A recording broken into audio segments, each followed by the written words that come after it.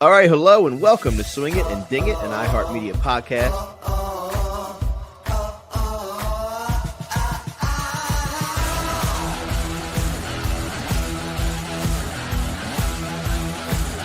Man, and this is a birdie fest.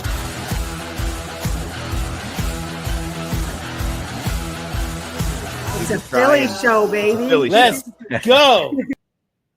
All right, welcome in to Swing It and Ding It, an iHeartMedia podcast. This is Moose along with Harry Mays, and we are sponsored by Bet Parks. We will see the line a little bit later. Wear SPF, Rita's, and Buy My Balls. Tee off with top-tier golf balls without the top-tier price. BuyMyBalls.com. Top quality, recycled, premium brands for a fraction of the price.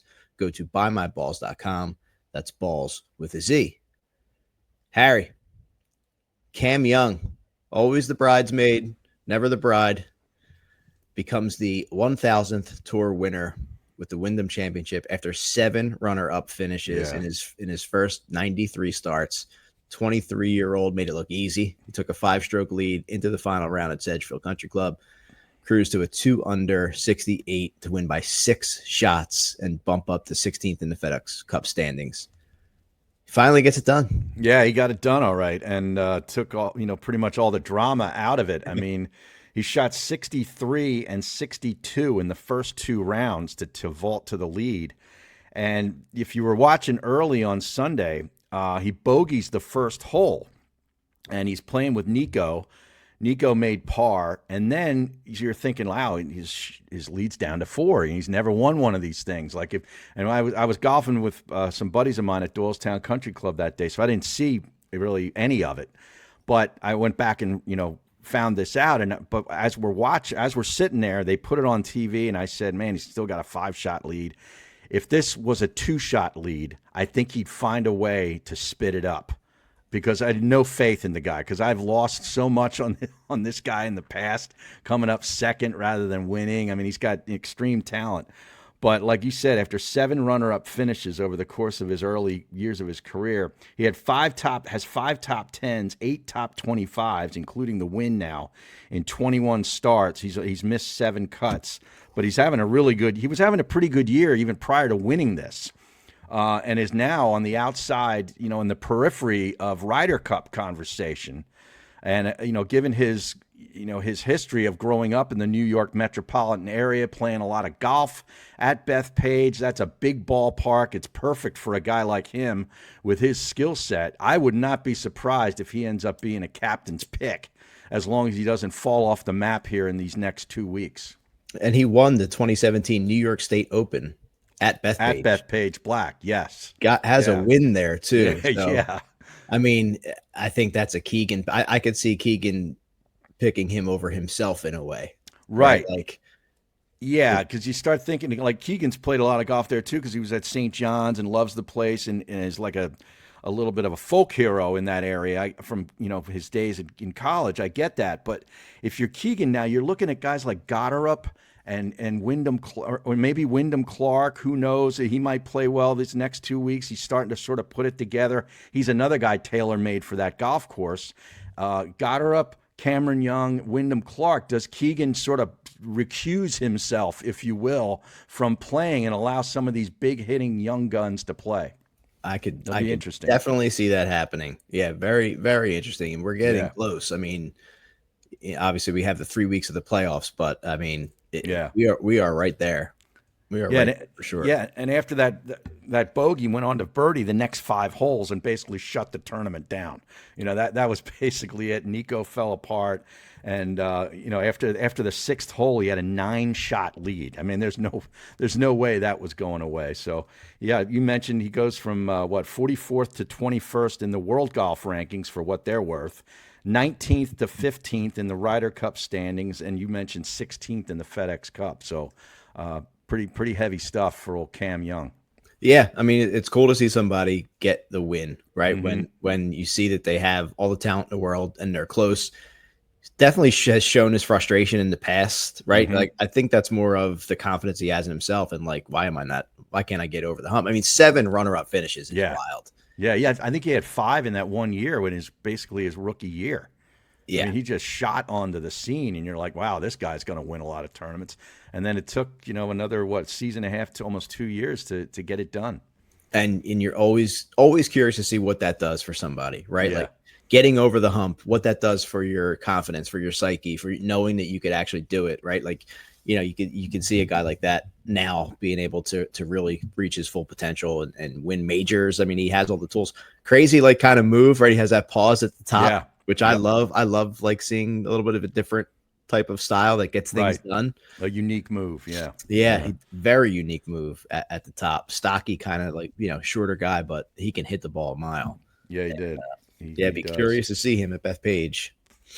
Yeah, I kind of think we will. I really do. I like it. Yeah, I like it too.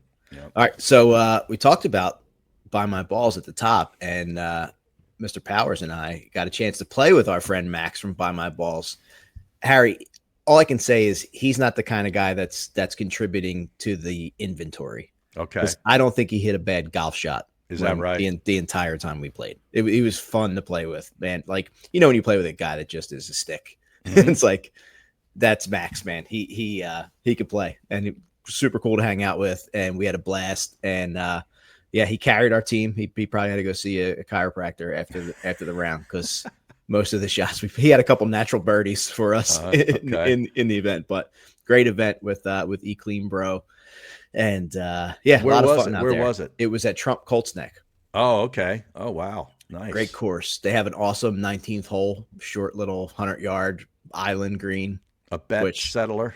Oh, I can't even imagine what that patio looks like on a weekend up there. Yeah, exactly. But yeah, typical, I love the Trump course. You get the fountain when you drive in, like, you're on a Trump course. Right. Big flag. When you're there. Big flagpole and a big flag. Yeah. A lot of gold. Heliport. Is there a heliport there? There was a ball drop from a helicopter. Okay. But yeah, all benefited the Children's Specialized Hospital, which are great partners of ours. So great day all around. A lot of fun. Nice. Yeah. Yeah. And I mean, you played a bunch of golf up in that area. You were at Due Process, isn't very far from there, I imagine. Right there. Right? Yeah. And we got to get up there to Hollywood at some point, which is not far. Deal. There's a lot of good golf up there, man. So much. Yeah. Yeah.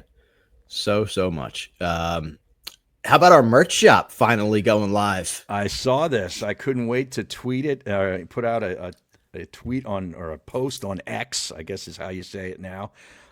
Did that and put it in my story on Instagram. I think I even might have put it on Threads, which I'm never on Threads, but let's get it out there, man. It looks good. Love the effort. Yeah. It was a labor of love to get it up and running, but our buddy Alex Epstein from ABEST, who does all our swag, runs that brotherly swag site, and was able to get it up and running after going back and forth on a couple of designs. But I mean, all the Philly golf stuff. I mean, that Philly golf hoodie that we have that everybody loves is on there. That like light green one, super soft one. That's the best. And then some fun stuff too, right? Mrs. Moose designed he's golfing. Yeah.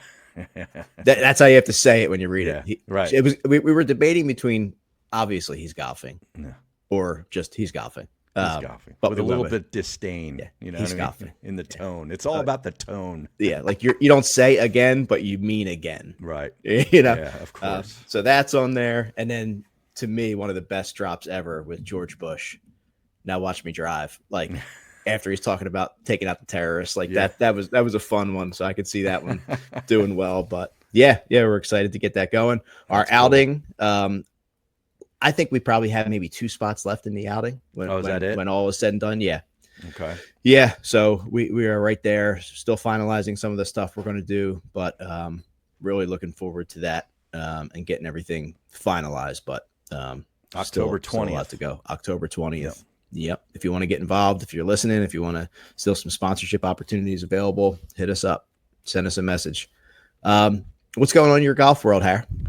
Got the Senior Club Championship this weekend, which is a gross event, not net.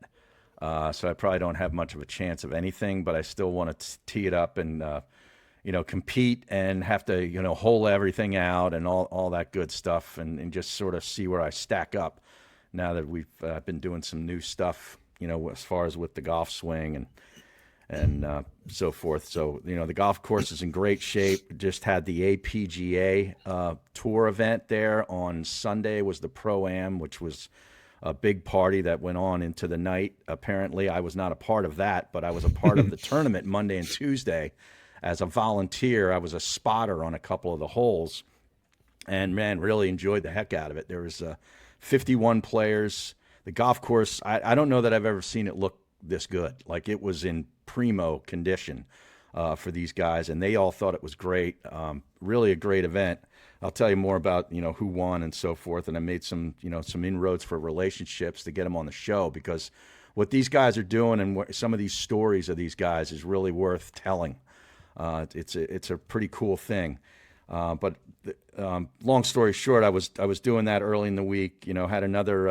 Had another lesson where I got my alignment has been off. I was unaware of this, but this is a big deal. Like, my path was fine with my club face, but my body was closed to the path, and it was really affecting the results. And I think I tried to groove my swing, to sort of fit this setup, thinking that I was square to the ball, and I was not. So, that was very eye-opening. Were you shown some pictures or video that shocked you? Yes, shocking. Isn't it crazy? Yeah. It is nuts. You're like, it looks to my eye like I'm squared up. I'm aimed properly at the target, and then you see the picture, or you see where you put down a little guide stick maybe along your toes, and you're like, that's not parallel. that is like this. It's so that can really affect things. So we're working that out, and also my grip. I always thought that I was a pretty light grip, not strong. I never strangled the club, or at least I haven't in years. But realized that thinking my grip was maybe a 2 out of 10 or a 3 out of 10 was more like a 5 out of 10 with my left hand. So I loosened that up, and that's enabling me to release the face, to release the club through impact better. So that's what we're working on right now. But we'll have the Senior Club Championship, which has been now renamed the Chuck Caparo Senior Club Championship, because we lost our longtime president when it was member owned. Chuck Caparo was the president there for, I don't know, more than a decade, and was sort of the founding father, if you will. It was viewed upon like that at the old Plymouth Country Club. Oh yeah, and he passed away a couple of days ago. So they're naming the event after him going forward. Yeah. So, but a big loss for a lot of the folks, a lot of the membership. Yeah, that's very nice that they're doing that. Yeah. It's funny you talk about the alignment sticks. We had someone on, and I forget who it was, and they said they were like, maybe it was one of the pros we had on. They said they'll go to a range, there'll be 20 guys on the range, and there'll be 19 guys with nothing and one guy with an alignment stick, and that's usually like one of the pros. Right. So isn't it wild? Like, we just go out there and just pull the ball out of the thing, whack another one, right? And then you look over, and the pros are working on their grip, their alignment. They're working on the fundamentals constantly. Over and right. Yeah, constantly sort of drumming it in, because I guess it's easy to get out of those kind of habits, and grip, everything like that. You're right. I mean, those are the guys that pay attention to that stuff on a daily basis, and guys like watch Scotty Scheffler's range session. Right. He's world number one, and watch how deliberate he is with how he's holding the club and his club face and his setup. Yep. He's maniacal about his grip. Yes, that's the thing that he probably focuses on most, which seems bizarre. Yeah, and I get that's their job. That's what they get paid to do, and we have 30 minutes before we tee off usually to hit a range. But coming in hot. if you can get a range session, man, it's like get some help, get a lesson from one of the pros, no matter what your level is, because sometimes things slip away from us and we got to get them back. Yeah, and really take some video. Have somebody take a video of yourself. That is really grab a tripod. Yeah, I mean, if you can do that, sure. Or just have your buddy next to you say, "Hey, you mind taking a shot of me, hitting this driver, whatever," and take some video and go back and look at it, because the film don't lie, as they say in the NFL. Well, it's funny. One of the most popular things we had at the outing, and I have to reach out to Aj again this year, was, if you remember, Comcast Business sponsored. He was set up. He took a video of every single person's drive on the 12th tee, and then sent them sent you or us a minute-long video. Just I can't tell you how many people were like, dude, that changed everything, because a lot of people don't take lessons. They haven't ever had anyone look at their swing. It was It was cool. great. I remember that because I remember watching the video and I never realized how wide my feet were in my setup for my driver. And he's like, you got to tighten that up. And so, that like little stuff like that you don't pick up on unless you see it on video. Yeah. So yeah, he was great. I'd love to have him back. Yeah, I got to reach out and see if he's available.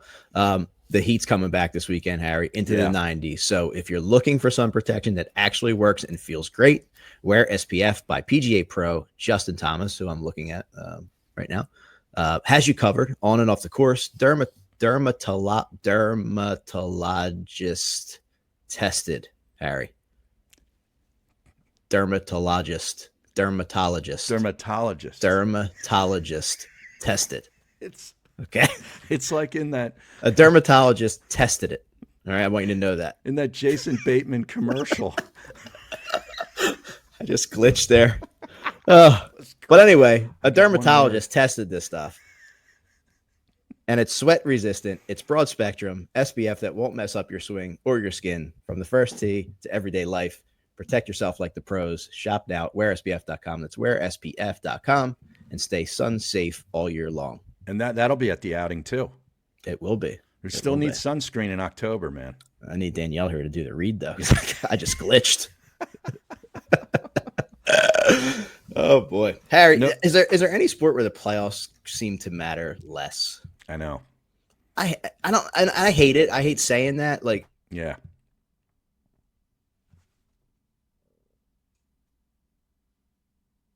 You muted there a little bit, but yeah, you're right. I mean, as far as the playoffs go, it just seems very, I don't know, anticlimactic because I kind of look at, Scotty and Rory, the battle between player of the year, really that kind of matters more to me than anybody who comes up with, $25 more million and wins the FedEx Cup. It just seems about money again. and if you're, am I back? Yeah. And if your star player can opt out and not play in the first playoff event, right? Yeah. Like, imagine if LeBron was like, game one, I'm healthy. I'm good. I'll wait till game two. Like, it's hard to compare. I get it. Like, they tried the what was it called? The official name for like the staggered. Oh, the staggered starting strokes. Starting strokes. Like, it was sort of like a NASCAR. I think NASCAR did something. That was similar. weird, right? I get it. I don't know what the answer is, but when the biggest events in your sport are in the middle of the season, like no other, there's no other sport that has majors that like just take over the sport. And now, and then the Ryder Cup sitting at the end of the calendar, which has way more interest in it than anything else. I don't know what the answer is, but it just seems like a little flat. Yeah, I don't know what the answer is either, but I think with any option that you come up with, you could sort of shoot a hole in it. Like, well, yeah, but what about this? There doesn't seem to be I don't have an answer, like a perfect solution for it. But yeah, you bring up the LeBron thing. Like, I think it's more like if LeBron decided to sit out the entire first round, for his team. Yeah, you're right. Because really, it's all about getting to the next step. And of course, Rory's he's into the finals anyway. So what happens if Scotty and Rory both decided, I'll just see you in Atlanta, and the first two events they could essentially skip, and they're still in Atlanta. And it's tough too, right? Because the way it's structured with them being independent contractors, it can't be mandatory. Right. But like, how many millions of dollars are you making? Like, would it be the worst thing to say? Like, hey, you guys need to play in the 3 playoff events. Right. I don't know. If I was a commissioner of the league, I don't know how I wouldn't want to do that for the fans. Yeah, it's gonna be a big hot button topic for the new leadership for the PGA Tour. That's for sure. Because imagine, FedEx is the biggest sponsor of the tour. I mean, this is their thing, and this is their event in Memphis, which I know is jungle hot. At this time of year, I was down there for this tournament a few years ago. It is very uncomfortable, and I really wouldn't want to play 4 rounds of golf in it that mattered. But that's what these guys do for a living. So yeah, if you're going to skip one, if you're Rory, this would probably be the one. You go to Caves Valley, which is outside Baltimore next week, and then the Tour Championship. Granted, it's in Atlanta, which is another sweat box in August, but that's the finals. So if you're going to say, I got to skip one, man, I need a rest, this would be the one, unfortunately. Yeah. So. We're recording on Thursday morning, by the way. I'm watching Brian Harman. he was just in a bunker so long. I'm surprised they didn't ask if he had a beach tag on him. Is that right? Just in there waggling and With the shake- waggles? with the waggle in the bunker. Anyway, I Well, digress. I noticed since we're talking about Matty Schmid, who was one of the first guys to tee off today, through his first 7 holes, had every score basically imaginable on the card. He had an eagle, a birdie, a par, a double bogey, and a triple bogey. I appreciate that. Wow. I it looks appreciate very that. similar to stuff we Take out do. the eagle, but yeah. Yeah, exactly. Give us an extra par. Take out the eagle, right? The guy I played with in Pebble Beach, with DJ Hodge, one of my counterpart, or not my counterpart, he's one of our division presidents for the company. He looked at me on like hole, I don't know, 16, 17, and he's like, I couldn't do it. I couldn't do it the way you do it. I'm like, do you think this is my choice, DJ? He's like, you just birdied 2 of the hardest holes on Pebble Beach, and he goes, and then you get in 7s. And he was like par, bogey, par. Like he's an 8, very and he's just steady. like steady. Doesn't hit a mile, but hits it pretty far, but like right down the middle. And Yep. here I am, just out of my shoes all over the course. I'm like, do you think this is what I want? Right? Like this is who I am. I can't change it at this point. I'm trying to. You'd like to But, be like, more Nick Faldo, but would make love to. 18 pars. I'd love that. But Would yeah, love to. But yeah, it's pretty funny. extremes one way and the other. Yeah. I can make an eagle and I can make a double. That's that's the way it is. Fun to play with. Yeah. But Harry, I have the biggest stakes event I've ever played in coming up this weekend At the Legacy Club. at the Legacy Club, and I have to Okay. be careful of how much I disclose because it is more of an underground type of event at the club. But there was a blind draw on Sunday, so I think it is. I want to say it's 12. Let's just say it's 12 A players, and then blind draw matched up with 12 B players. And that's your Okay. partner. You play 2 rounds, 1 round Saturday, 1 round Sunday. Pretty decent entry fee. And my blind draw was my guy Sal Galati, who is the club champion, very good friend of mine, someone I play with, someone who's actually helped me and kind of like helped me with my game a little bit. It was so cool being there because when my name, when some names were drawn, you kind of, the guys are like, because you never know who you're going to get. Yeah, right. Sal like jumped up when my name was called, like, let's go, like excited because he's Yeah, played that's with me and he knows that I could steal a birdie every now and then. Like there's Right. going to be sometimes I'm going to be in somebody's backyard looking for my ball, but he's steady and can take care of business. Right. You guys shot can us- ham and egg it pretty well, right? He shot a 67 last time we played together. Wow. So like he's a player, and if I could just bail him out once or twice out there, I think it could be huge. But Nice. tonight is the bid and buy at an undisclosed like a location. Calcutta, sort of a Calcutta where people bet on the teams. Yeah, Nice. and then we have the opportunity you could buy back half of your team. Okay. But all indications are I need to go to the bank before we go Yeah. if I want to buy back half of the team. So I'm a little nervous. I'm excited. How many groups are in it? I think it's let me count them up. I want to say it's 12 and 12. Okay. Um, So 12 A's and 12 B's? yeah, Oh, okay. yeah. Let me And see. you all get T times It's actually one. more than that. 1, 2, 3. So that would be like 3 groups of 4. So you probably just get 3 tee times in a row over there on Saturday. I really messed that up. It's 28. Oh, 28 yeah. groups of 2? 28 groups of 2. Oh, so so 14 14. tee Yeah, times. Oh, yeah. nice. Starts at 8 a.m. And kicks off. So yeah, a lot Nice. of guys get into this, but you have to be like somewhere in a range to get into it, right? So Right. I actually got myself into a place where like it's reasonable enough to be considered to be in the tournament. So Mhm. yeah, I'm excited. Nice. Well, good I'm luck excited. with that. Yeah. Yeah. But Harry, let's talk about some of the guys who missed it. Right? You got Gary Woodland, 72, Keith Mitchell was 75th, Adam Scott Yep. was at 90, Tom Kim, Max Homa, Sahith Thagala. Like these Yeah. are big names. Yep. And I looked, the difference between 70 and 71, 5 points. Right. It's- So when you think about all that could happen in a year, right, to get Yep. you 5, 10, 20 points in an event, missing one shot, right? Yep. One mistake could cost these guys millions of dollars. Yeah, it's unbelievable. And Davis Thompson, I guess, was the first guy out, followed by Woodland, and everybody would love to see Gary Woodland play more golf. in these playoffs. But our guy Kevin Roy too was he was right along the cut line when we had him on last, and I think he finished 76th. So he's probably going to be playing a lot of golf in the fall, to sort of get that status up, move up the board. That's what the fall is really becoming, like for those guys that finished 71st to 100th or 71st to 124th. Like those are the guys that are going to be playing a lot of golf in these fall events because it really means something for them. But yeah, Keith Mitchell, no Cashmere Keith in the fall, but you don't need Cashmere in Memphis or Atlanta this time of year anyway. So nope. But yeah, the FedEx Cup playoffs, like you said, kick off in Memphis. FedEx St. Jude's Championship. There's $100 million prize pool, no starting strokes. 50 next week for the BMW, 30 for the Tour Championship. Scotty has already won 10 million for the regular season bonus. Right. So he's already walking in with 10 mil in the pocket and that great cameo in Happy Gilmore. Yeah, I watched the Happy Gilmore the other night. Yeah. Oh, that's right. Yeah, when we talked, you hadn't yet. Yeah. No, I hadn't, and I watched it, and I laughed out loud several times. Yeah. Many times actually. It was pretty funny. I mean, it's ridiculous, but of that course. going in. Yeah. I thought Will Zalatoris was terrific. He jumped out at me as being the best PGA Tour player in the acting role. I thought he was great. That. Travis Kelce, I wanted to smash over the head with a waiter's table.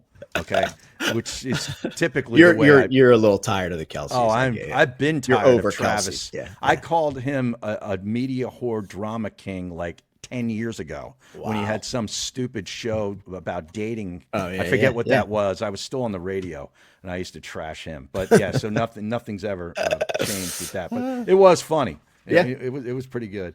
But we did get that done. But now you're talking about names when you were bringing up the top 70, the guys that missed out. There's key guys that are just outside that top 30 too coming into this week. Yeah. Jordan Spieth is one of them. I had him last week. He fell apart on the weekend, did nothing. Wyndham Clark, Schauffele, and Matthew Fitzpatrick are four of those big names still outside of the top 30. And I see Matthew Fitzpatrick has got off to a pretty good start this week in Memphis. So those guys are very motivated to play well and get inside that top 30. Because if you're inside the top 50, which they all are, that guarantees you the elevated events for next season. Huge. And then if you're inside the top 30, you get even more than that. So majors and all that kind of stuff. Yeah. TPC Southland. You want to give us a little bit on the course, Harry? Yeah, absolutely. TPC Southland's a par 70, 7,288 yards. It's designed by a guy who lives locally here in the Philadelphia area, Ron Pritchard. Did it back in 1987. They've had some renovations there recently. In fact, they rebuilt and resurfaced the greens and made some of the greens a touch larger because they're small. They average 4,500 square feet, which is really on the small side for PGA Tour venues. They're all Bermuda grass. The collars, approaches, and fairways are zoysia, which I would really love to play for once on zoysia grass. I think you've done it a time or two in some of the places you've been, but it sort of sits there like a mat, is what I'm told. It's like almost like hitting off the mat. The rough is Bermuda, and it's 3 inches high. There's 75 sand bunkers, 11 water hazards, and they're in play on 11 of the holes. 7 of the 9 have water on the inward 9, so there's some drama when it comes to water hazards. And the average fairway, 25 yards wide, kind of on the tight side. You got jungle type heat. You got small greens. You got 3-inch Bermuda rough and water everywhere. This is a fun place to watch a tournament. Like I said, I was there a couple years ago, but this is a place I always enjoy. Just watching these guys take apart. It's not a bomber's paradise by any stretch. A lot of good iron players, point-to-point guys will do really well here, but it should be a fun way to start off the playoffs. Absolutely. No doubt about it. Yeah. All right, let's take a look at seeing the line here with our friends from BetParx. So, obviously we're into it a little bit. So the odds have updated. Scheffler's shortest at 275. Akshay jumped out to a hot start on Thursday morning when we're recording here. So his number jumped up, but a couple guys, I like Sam Burns here. He had a T5 last year. He was second in putting here last year, and his number was at 4,000 pre-tournament. Cantlay. I think Cantlay. Wow. He knows he has to play well at Yeah. 3,500. Like he's sitting on the He- bubble for Ryder Cup. He's been a no-show this entire season. He has been. Yeah. He has been. Yeah. And then Wyndham Clark's number was 5,500 pre-tournament. He's a T7. You know, like Yeah. this guy is playing really good golf, and another guy who's playing real golf is Harris English at 4,500. So that was a solid number. But I had Xander left for one and done, so I was able to Okay. slide in with Xander. I was torn between Harris English and Victor Hovland for one and done, and actually Matthew Fitzpatrick too. So I ended up taking Fitzpatrick top 20, Wyndham Clark top 20, and Victor I took for the win. And I ended up taking him in one and done. He finished second here last year and actually has 3 straight top 20 finishes on this golf course. So it's obviously a place that has good vibes for him.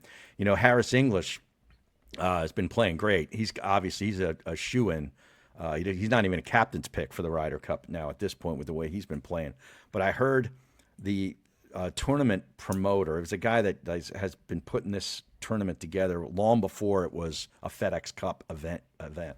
And Harris English came there one year and ended up winning it. And apparently got sweet on a 16-year-old girl that worked at the club. And didn't really realize how young she was. And this guy's telling the story on the radio, right? And he had to be like, hey, Harris, they had to pull him aside and say, just keep in mind, like, she's not of age. And he's like, oh, that's okay. I'll wait. Like, he liked her so much that he was willing to come back and try to get the relationship started once she became of legal age. Put it on layaway? Yeah, put it on layaway. How about that story? That story's out there? I heard that on PGA Tour radio 2 days ago. Wow, Yes. I'm sure he can't be thrilled with that. Well, nothing happened, but he just liked the girl so much. And then when he realized she was 16, he was like, all right, I'll put on. How old was he? I don't know how old he was. You could look it up when he won there. I mean, this is probably 10 years ago. Yeah, he was a young man. But with that, I mean, imagine the great vibes he's got coming to this place. I was almost going to take him for that reason alone in one and done. Jeez. Talk about tea. I know Danielle's not here today, but there's some tea. That was some fill-in tea right there. Jeez, take it easy, Harris. Right. Wow. Exactly. Not the guy you would expect either, right? Right. I'm thinking, Dustin Johnson. Are you sure this wasn't him? 'Cause he's played well there too before he went to live. But I wanted to bring up Ryder Cup here just quickly. I looked at the European team. And I'm going to go through these names here with you. You got Rory, you got Bob, Tommy Fleetwood, Tyrrell Hatton, Shane Lowry, and Straka are your shoo-ins, okay? They're the top 6. The next guys in order, I have no issue with. I think all these guys are going to make it. Rasmus, Rosie, Oberg, Victor Hovland, and Fitzpatrick are shoo-ins. The final guy is John Rahm. That's the 12. I think we can say definitively for Team Europe. Automatic, Do you agree yes. or disagree? Automatic, yeah. Okay. Now, for the American team, it's not so cut and dry. I think that team's set, right? I think their team's set. It should be. I can't imagine anything you would change there. Right. The Americans is Scotty Xander, J.J. Spawn, who jumped in there because of he had a great finish at the Players and then wins the U.S. Open. Yeah. You got Henley in there, who's been having a good year, Bryson, and Harris English. Those are your 6 shoo-ins. Followed by JT Morikawa, who's not having a good year. Ben Griffin, terrific year. Then does Keegan play? Your boy Brian Harmon, and a couple of question marks, which we talked about. Cameron Young, Chris Gotterup, maybe a Wyndham Clark. Yeah. There's a lot to be determined with the U.S. Ryder Cup team over these next couple of weeks. A lot. Yeah. Yeah, and it's funny when you read them out too. Like you're like, And in years past there was so much controversy with the live guys, but Brooks not having a year, no DJ, right? Like you wouldn't put in Bryson's in, and he should be in. But other than that, those guys did not play their way into the conversation. Even not in the U.S. team. I mean, Tyrrell Hatton and Rahm are deserving. Yes, on their side, of course. Yeah, of course. But yeah, you're right, man. it's been a weird year. I mean, you think about some of the guys, like you mentioned, the guys like Homa Tigala, who was injured for part of the year. What other name did you have in there? Guys that have just sort of disappointed. Homa, Kim, Tony Finau is a guy who's really kind of disappointed this year. Household names that are just not playing great golf anymore for whatever reason. But and it's funny too. If you ask the casual golf fan, like, is Russell Henley, you think, shoot a top 6? They'd be like, well, no, probably not. Right. Like, right. Like, right. He's played well, but. And it was very interesting, since you bring him up, when he won the Arnold Palmer Invitational at Bay Hill with that chip in essentially on the par 5 16th hole. That was Morikawa's tournament to lose. He lost it and really hasn't been the same since. It's very true. I could have put him in a whole different world. You just think about where the roads just go different directions, maybe for both players, depending on if that chip shot doesn't go in. That's kind of interesting. And it's funny too, right? Because the Europeans jumped out of the season on fire. Yeah. But like all the Americans have won tournaments, but there's so much still in flux with the team itself. It's a strange Ryder Cup year for sure. It really is. And, obviously on home soil, the United States, I mean, this would be Rory's, coup de grace. If he wins a Ryder Cup on U.S. soil in New York, would be unbelievable. And you look at that European team, they're much deeper than the United States team. I mean, you got a lot of rookies coming in on that U.S. team, like a Ben Griffin, playing great golf. He's never played in a Ryder Cup before. Yep. I mean, if Goddard makes the team, Cameron Young, I believe, has been on a team before. He's been on. Has he been? I don't know if it was a Ryder Cup, but I think he's definitely been on a President's Cup team. That year he had 5 runner-ups. He had to be up there. But Wyndham Clark has played on President's Cups and maybe even a Road Ryder Cup team. He's never played at home for the U.S. team. Sam Burns is another guy you mentioned. You like him this week. He needs a good week because is his year right now as it stands good enough to just be Scotty's best buddy to make the team? I don't know. I don't know. I don't think so. Scotty likes to play with. I get they like to match these guys with their guys they're comfortable with, but I don't know that I think he needs a really big week to make it. He does. Yeah. He does for sure. But yeah, he's going to have to prove it to the captain. We should reach out to John Wood and try to get him back on before things get too crazy. The team manager for the Ryder Cup, former guest of Swing and Ding It. So we'll have to reach out to him. Part of the NBC golf team. And I know before we let you go, the APGA Tour, the Jefferson Classic, was won by Jean-Baptiste Hakizimana. He's from Rwanda, Moose.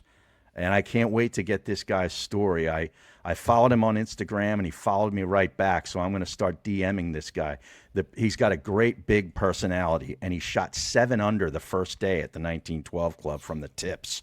So that's a 63 and followed it up with a 67. He was 10 under through 2 days and won by 4 shots. I mean, this guy played some serious golf. And the guy who finished second alone, Matthew Vital, the name does not ring a bell, nor it should, but he's on the Temple golf team. He's from the Lehigh Valley. He's been on the team, Temple, here for maybe 2 years. He's got a brother, a twin brother, that's also on the team and competed as well and played well. But Matthew shot back-to-back 67s and actually had it to 8 under at one point, made 2 bogeys coming in, finished 6 under, second by himself as an amateur. So a big week for Temple golf in this tournament. But it was it was just a great week. It couldn't have come off any better, and I was glad to just be a peripheral part of it. That's awesome. Must have been cool to watch some of that. Very great cool stuff. All right, Harry, good luck to you this weekend. Yep. And we'll be communicating with each other. Yeah, absolutely. Let's stay in touch over the weekend. Keep each other updated. There we go. I'll hit you up later tonight after the bid and buy and tell you what we're working with. Okay. All right, everybody. Thanks for listening. We'll be back next week.